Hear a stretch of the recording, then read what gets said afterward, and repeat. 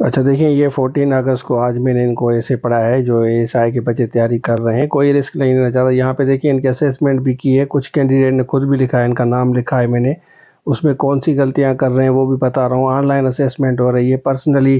देखिए आगे जाके मैं आपको दिखाता हूँ कि ये मैंने हेडिंग्स बनाई, हर हेडिंग को, जैसे लिटरेसी है, लेक ऑफ इंडस्ट्री है, ये एक्सप्लेन कर रहा हूँ मैं वन बाय वन ना। इसको मैं थोड़ा सा स्पीड में चला रहा हूँ।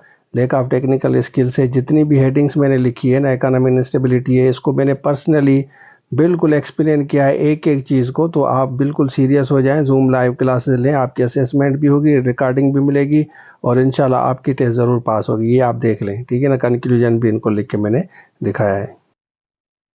ठीक है ना, खुद भी लिखें, थोड़ा बहुत खुद भी लिखें, थोड़ा बहुत फयाज साहब लिखें, इसमें आपको फ्रीडम है, लेकिन आपको ये क्लियरिटी होनी चाहिए कि आपने जो सेंटेंस लिखा है इसमें गलती नहीं है, ग्रामर की गलतियां नहीं होनी चाहिए। क्योंकि कल अब आज मैंने वीडियो रखी थी कि ये डीएसपी तो 100% कन्फर्म है।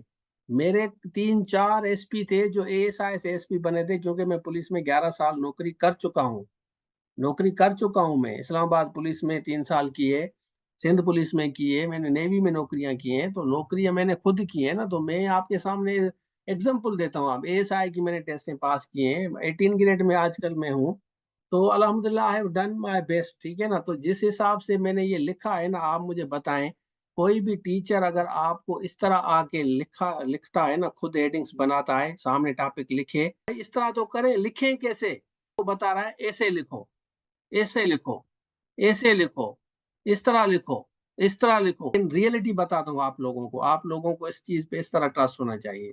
तो ये आज के लिए था, मेहनत करें। मैं आपके साथ रिकॉर्डिंग शेयर करता हूँ, जो नए बच्चे हैं वो नंबर पर रब्ता करें अगर उनको रिकॉर्डिंग नहीं मिली है, ठीक है ना। बाकी इंशाल्लाह फर्दर डिस्कस करेंगे आप लोगों के साथ। Thank you so much.